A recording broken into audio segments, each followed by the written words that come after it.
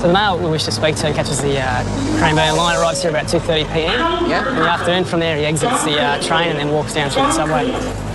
And he's arriving at about the same time both times? Yeah, both times it's been 2:30 p.m. in the afternoon. And so somebody travelling on this line, on the Cranbourne line, must have seen him? Yeah, someone would know this person. The footage we have is clear of him exiting the train and walking through the subway, and we'd be very interested in speaking to this male. And if you have any information that could help track down that man, please contact Crime Stoppers. Operators around Australia are ready to take your calls right now, or you can report online. Matt? Thanks, Sandra. Now to someone who was watching Wanted when he says he discovered he was wanted himself. There was a warrant out for Steve Allen in connection with an alleged aggravated burglary in Melbourne in June. He's now handed himself into police and is helping them with their inquiries. In another update, South Australian police say the investigation into the murder of 16-year-old Karen Williams is progressing extremely well. The search for her body in Coober Pedy has been temporarily suspended, but police plan to return. Sandra? Thanks, Matt. Now to Operation Rome, the search for 20 of the most wanted people in Australia. Some have skipped bail, others have breached parole. Some are wanted for very serious offences. And one of the most wanted in this lineup is this man, Michael Davison Tillman. Tillman was arrested and charged over an alleged attempted murder on the Gold Coast in 2010. But while waiting trial, he disappeared and has been on the run ever since. Matt Doran investigates. This is Michael Tillman. Take a good look, because if you run into him, you need to know that he's one of Australia's most wanted. Michael Tillman grew up in Sydney's south, an ordinary beachside lifestyle. But this bloke had one very special talent. Police believe that Michael Davison Tillman is making his living hustling pool. Michael Tillman's not the kind of guy you'd want to meet in a pool comp. Because Michael Tillman is wanted for attempted murder.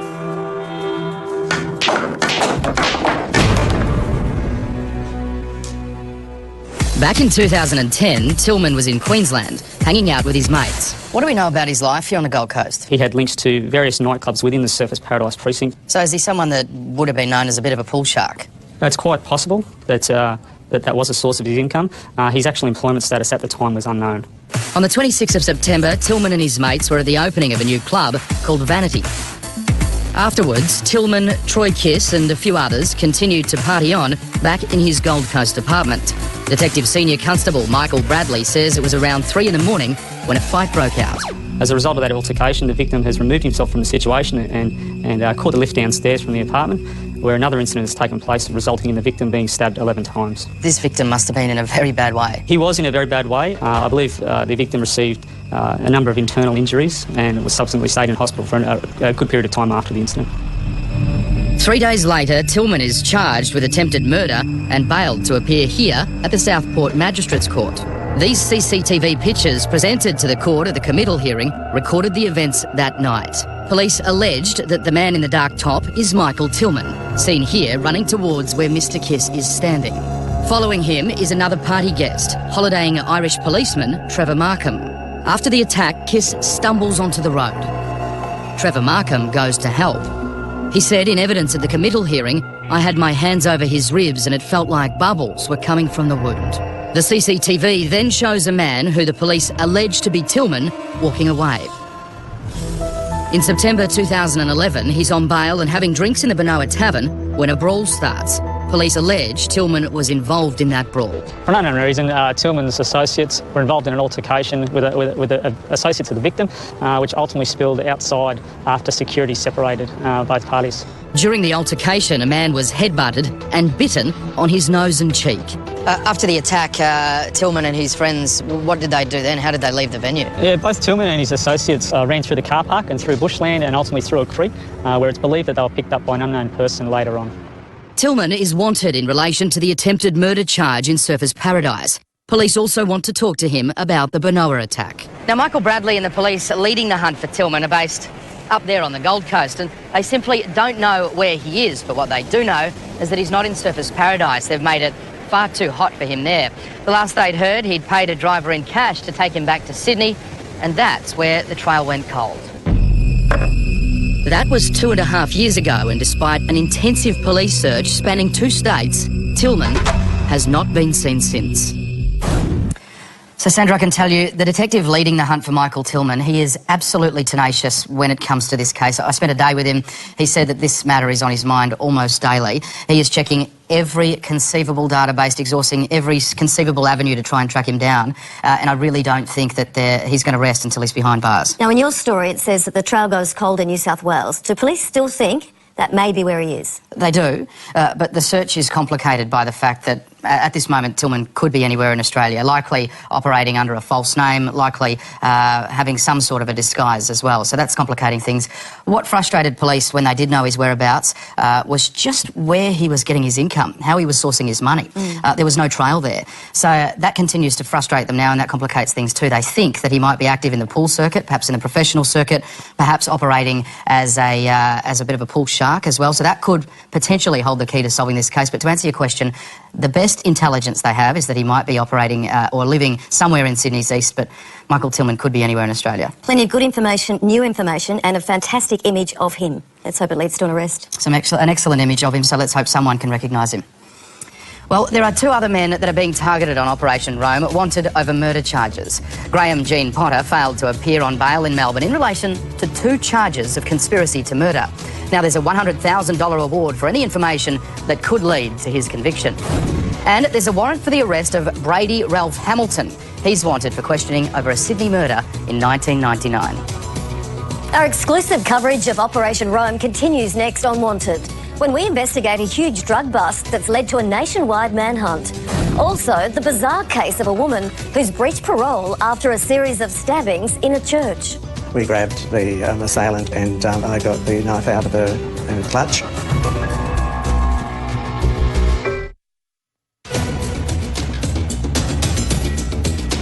Welcome back. You're with Wanted's Operation Rome special, where we're trying to help police and Crime Stoppers catch 20 of the most wanted people in Australia. One of them is this woman, Susan Saul. She's wanted for breaching parole after serving 2 years of a 3.5-year sentence. Neil Mercer investigates her violent and very bizarre case. Sometimes our normal day-to-day lives are interrupted by an act of violence so bizarre and unexpected, it takes a little while to realise what's actually happening. It's August 27, 2002. Inside the Collins Street Baptist Church here in Melbourne, preparations are underway for a concert that's going to be held a little later on in the evening. Everything's going according to plan, except for a homeless woman who's setting up her sleeping gear at the top of the stairs. Her name is Susan Saul. She's 46 years old. Officials don't want her blocking the entrance when the patrons begin to arrive. I'm sorry, there's a concert happening here tonight. Would you mind moving on, please? I noticed this, whom I thought was a man at the time, had this knife in his hand, and I thought it was one of those knives where the blade goes back into the handle, and I wondered what he was doing with that. Ross Luty is selling tickets. He sees Saul suddenly stab the woman from the doorway. It all happened so quickly. She then attacks an usher.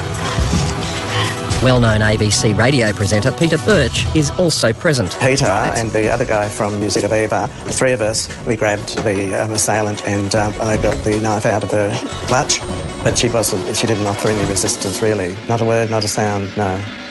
It's only after Saul is subdued that Birch realises he's been stabbed in the side. All 3 victims are hospitalised. For Ross Luty, it's an evening he will never forget. It was, purely, something I'd never come across before. It was just horrific.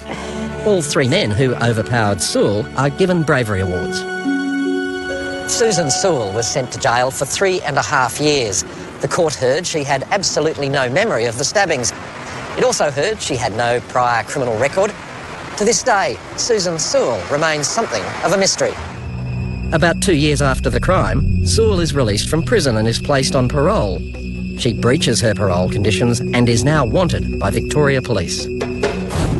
Well, joining us now, one of the victims of that church stabbing, Melissa Compagnoni, and the policeman leading the investigation, Detective Inspector Michael Fruin. Melissa, to you first, if we could. You were an usher in the church that night. To the extent that you're comfortable, Melissa, what are your memories, your recollections of that evening?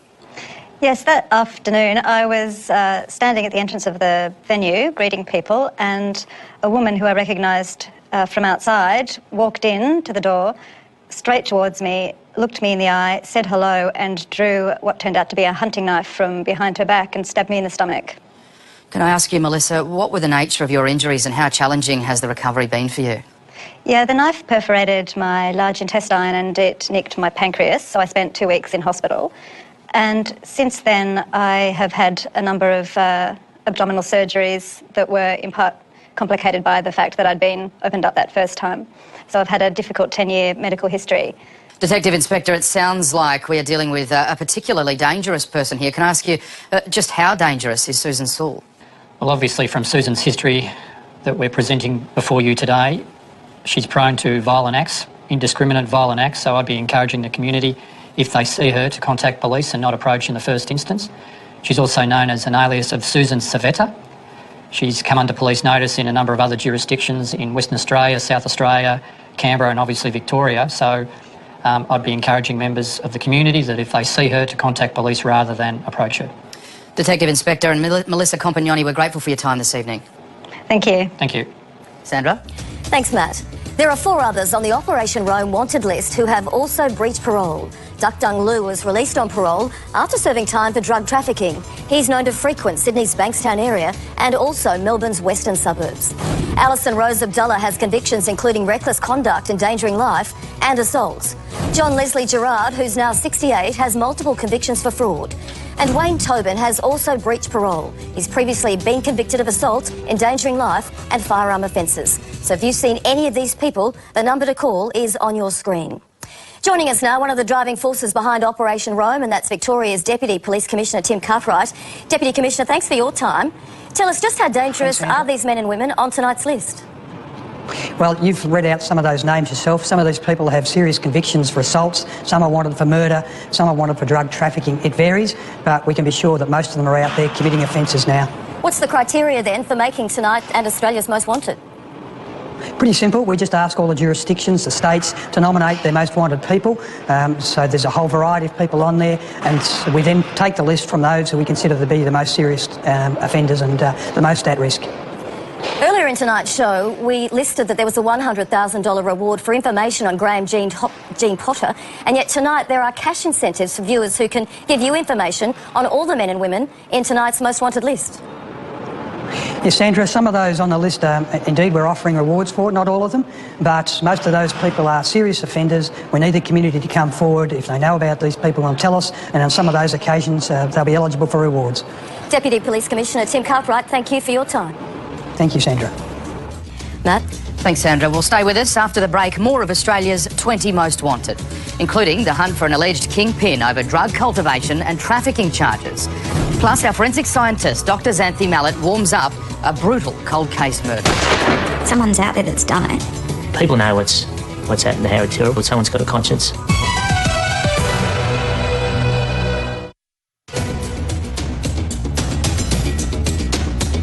This is Wanted's Operation Rome special, featuring 20 of the most wanted people in Australia. A number are wanted for alleged drug offences, and one of those is Paul Brian Madden. It's alleged that Madden was part of a syndicate involved in the cultivation and trafficking of cannabis. He was charged over that and also alleged firearm offences in April last year, but failed to appear in court. Our WA crime investigator Nick Way looks at his case. The misty gullies and lonely hills in Western Australia's south are both stunning and secluded. The isolation of a national park provides the perfect cover for cannabis crops, and each year police perform high wire acts to find them. Operations with names like Slasher and Tall Timbers take to the skies every year in a bid to stamp out the crops. Often it's a massive haul. Police can find hundreds of mature plants. Off the back of one haul, police decided to look more closely at the whole region. They mounted a 2-year operation that targeted people suspected of cultivating and selling cannabis on a commercial scale. At dawn on April 12 last year, heavily armed police gather here in Rocky Gully, about 400 kilometres south of Perth. Now this place is lonely enough. It's surrounded by blue gum plantations and dense forests, and I'd say only about 100 or so people live here. But the main police target that day was actually an even lonelier place. It was a little farmhouse about 25 k's out of town. It was later reported at a bail hearing that police found the tenant and 3 other people at the rented house. They were allegedly in possession of 2 firearms, a semi-automatic rifle and a sawn-off semi-automatic .22 like this, but with a laser sight. Both were loaded. Also, according to bail evidence, police found a sleepout next to the house, converted for drying cannabis. The setup had allegedly produced 15 kilograms of ready-to-sell product with a street value of hundreds of thousands of dollars. Police also found $11,500 in cash. The harm that this amount of cannabis, if it had have been left to get out on the streets, would be immeasurable. After finding this drying room in this very, very nondescript house and the sheer amount of cannabis and cash, and of course those 2 loaded firearms, police thought they were onto something big. So they decided just to watch and wait back here. And sure enough, down the road came 3 more people. 2 men faced almost a dozen charges over the find. One of them, the alleged ringleader, Rocky Gully local Paul Madden, skipped bail. He's been on the run since October. We suspect fled interstate to escape prosecution. We're also investigating leads that he may be in Western Australia at this point in time. If you see Paul Brian Madden, police have some firm advice. I'd warn people that wanted people can behave unpredictably. Don't approach them. Just notify police where you've seen that person. And 4 others joined Paul Madden on the Operation Rome wanted list over alleged drug offences. Graham James Rockford is wanted over charges relating to the possession of large amounts of cannabis in South Australia. He is also known as Graham Keys. Naomi Nikita Dixon is charged with the possession of a prohibited drug with intent to sell and has been on the run since failing to appear in court in WA. It's alleged Uzo Johnson Anajemba was found in possession of a marketable quantity of heroin in the ACT 2 years ago. And finally, Chase Dylan Fitzgerald is wanted for allegedly being involved in trafficking drugs in Queensland in 2009. Well, stay with us. There's plenty more ahead on Wanted, including our forensic scientist, Dr. Xanthi Mallet, who joins a fresh police investigation into a cold case murder. There was heaps of circumstantial evidence, but unfortunately you can't go to court on circumstantial evidence alone. Also, a daring daylight carjacking caught on camera. And a brazen dog napping. Who made off with Rami at a busy shopping centre? Plus, can you help with our earlier stories on Wanted? Police would like to speak with this man in relation to 2 Melbourne sexual assaults. And this conversation escalates into some sexual threats. And the hunt for Michael Davison Tillman, who's on the run over an alleged attempted murder. Mr. Tillman has followed the victim downstairs where another incident has taken place, resulting in the victim being stabbed 11 times.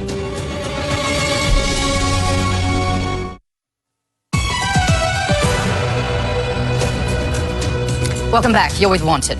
And we continue our rundown of 20 of the most wanted people in Australia. Can you help police track these people down? Hu Yong Neo is alleged to have been involved in manufacturing and using fraudulent credit cards in Melbourne with an alleged financial gain of more than $135,000. Mohammed Rahim Shorki is alleged to have blackmailed a victim in South Australia, demanding a large sum of money under the threat of violence. And Mohammed Hussein, he's alleged to have been involved in multiple deceptions in Melbourne where victims have been tricked into paying out deposits for garden work, which is then never completed. Police say more than $350,000 is involved. Now, as we said earlier, a cash reward of up to $1,000 may be available for information leading to an arrest. Now to former Detective Superintendent Terry Dalton with the last of the wanted people targeted in Operation Rome. Terry? Thanks, Matt. And these 4 blokes are wanted on some pretty serious charges. Tihira Hetaraka is alleged to have been involved in an aggravated robbery in Darwin in 2011. It's believed he was living in Western Australia last year.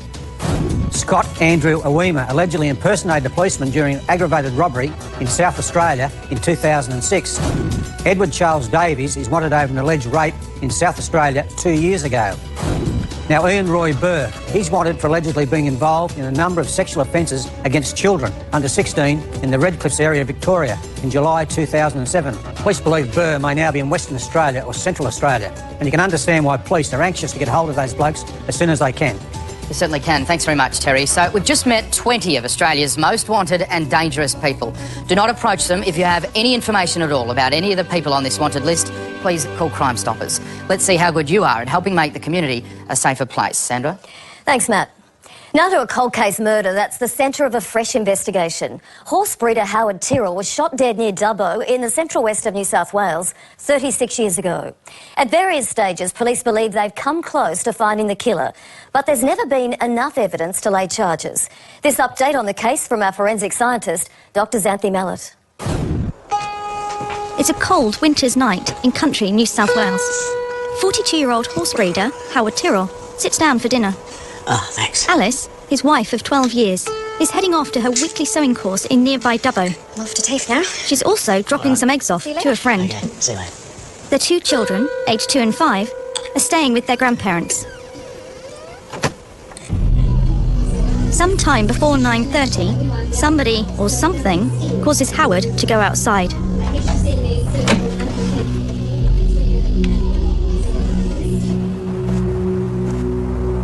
The dogs don't bark, so whoever's out there is unlikely to be a stranger.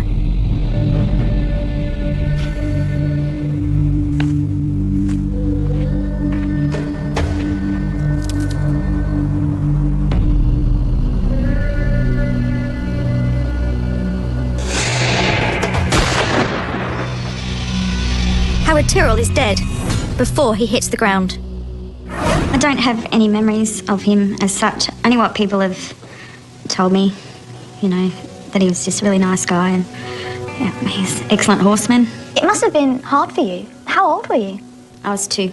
What's it been like for you since then? What was the hardest thing? Not knowing why someone would do it, what your life would be like. You think about all the things you missed out on? Yeah, because he was into horses and I ride horses, and to have a father teach you stuff would be nice. The Tyrrell family moved out of here many years ago, but the farm remains, as does the mystery of who killed Howard Tyrrell and why. You tend to think in cases such as this that the motive is going to be sex or money. And the day after Harold Tyrrell's murder, Dubbo was rife with rumour. Detectives from Sydney and Dubbo were swarming all over the property and well beyond. Retired detective Sergeant Ross Tighe investigated the case 36 years ago. So set the scene for me. On that night, where was Howard? Anthony, when we got here, Howard Tyrrell's body was in that vicinity there. Obviously, there was a single gunshot through his side and killing him instantly. The autopsy revealed powder burns from the gunshot on Howard's clothing. In my experience, this indicates the gun was fired at very close range, a telling piece of evidence. So do you think this is somebody he knew then? We were of the opinion, yes. It was someone that knew Harold's movements. He was certainly familiar with all the dogs that were here, as no dogs barked that night. He certainly knew his way around the place, and he was familiar with the movements of the family. Apart from the body and the powder burns, there's only one other piece of evidence: footprints across here. That paddock had been freshly cultivated the day before, and in that paddock we found fresh tracks walking to the homestead, and then on leaving they were running. How did you determine that? By the length of the paces, yeah, big strides, running. So just where do those footsteps lead, and what else do the police know about the killer? Find out when Xanthi Mallett's investigation continues. That's after the break.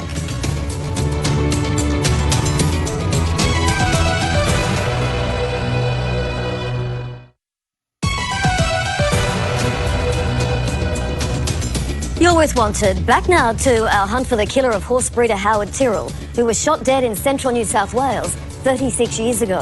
Forensic scientist Dr. Xanthi Mallett continues her investigation. Howard Tyrrell walks outside his country home and is hit by a shotgun blast. Police later find footprints in a nearby paddock. They lead towards the house of a man who had recently bought a shotgun. But there's no evidence to link this gun to the attack. This was an exhaustive investigation, wasn't it? It was. All our team are on it, plus many, many uniformed fellows searching for a possible weapon or similar cartridges. To no avail. You didn't find anything? No. We're kind of missing that key piece, aren't we? We certainly are. There was heaps of circumstantial evidence, but unfortunately you can't go to court on circumstantial evidence alone because you lose every time. At the time her husband is killed, Alice Tyrrell's TAFE course is over. She's now visiting a friend in town, dropping off eggs from home. She's there for an hour. As Alice later tells police, when she arrives home, the lights are on and the television is blaring. Alice stays up for another hour, sewing. It's only when she gets ready to go to bed that Alice discovers her husband is not there and begins to search.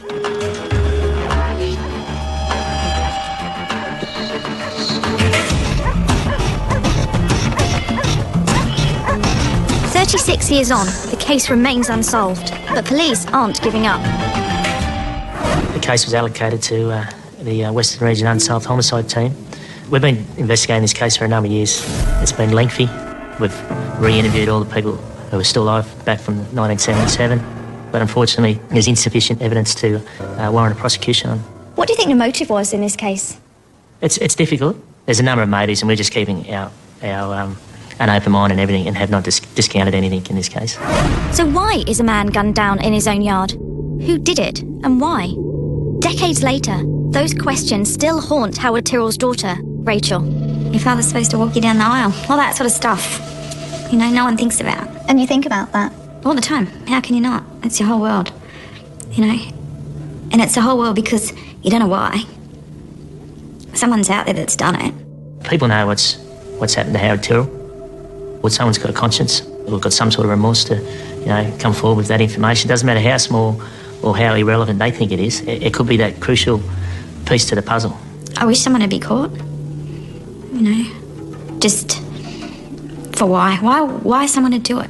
Why someone would just shoot someone who was a fantastic man, and I just don't understand. Well, Xanthi joins us now. And Xanthi, Howard Tyrrell was killed by a shotgun blast, and police think it was at close range. Explain the ballistics of shotgun blasts. Well, if we look at the anatomy of a cartridge to start with, this is actually an unfired cartridge, and this is one after it's been fired. And you can clearly see that the end is actually opened out. Now, what is inside there is this element, which is called a wad, and it sits there. And when the firing pin strikes the end, this is actually ejected out of the cartridge. With these ball bearings? These are actually lead shot, and they come in all sorts of different sizes, depending on what you're actually using it for, what you're hunting. So those sit inside these little wads, and that's fired out. Now, what's interesting about these wads is, I've got a few different examples here, and that's because if that's actually recovered, then that's actually identifiable to the manufacturer, because each of the manufacturers has a different style, colour, design of these. So if you can recover that, you can actually determine what cartridge was used, even if you don't have the actual cartridge itself. So explain how you can tell if someone was shot at close range. If we go to my friend here, we've got two different types of injury pattern, you would say, but it looks like almost it's been created by a different kind of weapon. But this is both a 12-gauge shotgun, which is what we see here, just at different ranges. This is within about a metre, and basically what's happened here, the gun shot hasn't had a chance to dissipate over a wider range, so it's all come out basically almost as one projectile in through this hole here, and that's actually left some gunshot residue around the edge as well. And this is at 3 metres, so quite considerably further away, but you can see a completely different pattern where the shot is actually radiated outwards. Now, that one at 3 metres, would that be lethal? I would say both of these would be lethal. I mean, these kind of lead shot, 10 to 15 metres could bring down something the size of a pig, which is actually a good proxy for humans, so I think both of these would probably be lethal anywhere in the torso area. And if not lethal, cause a lot of damage. Absolutely. Xanthi, thank you. Thanks, Sandra. Thanks, Xanthi. Let's hope after more than 3 decades, police can solve Howard Tyrrell's murder. Now to some crimes caught on camera, and with the details, here's Terry again. Thanks, Matt. We start at what I reckon has got to be the unluckiest joint in the country. This week it was robbed for the 3rd time in 4 weeks.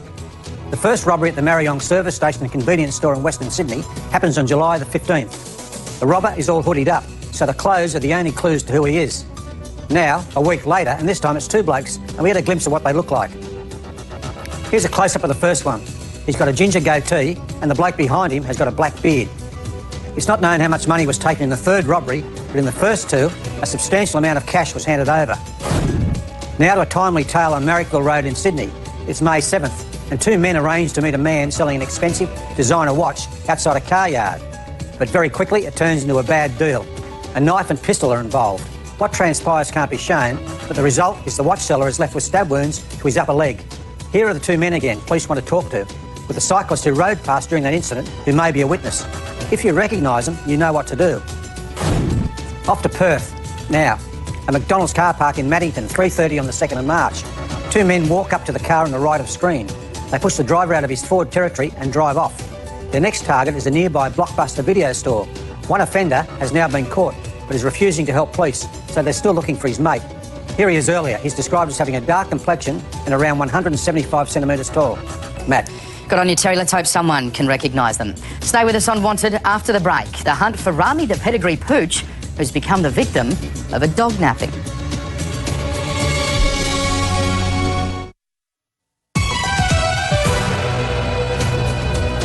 This is Wanted, and here's an unusual crime that's becoming an increasing problem around Australia.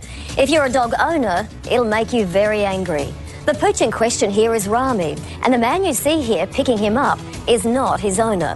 The real owner had left Rami tied up outside a store in the Brisbane suburb of New Farm while he ducked inside. Rami and the man are captured on camera as they make their way out of the complex. Can you help identify the man with Rami? If you can, you'll make his real owner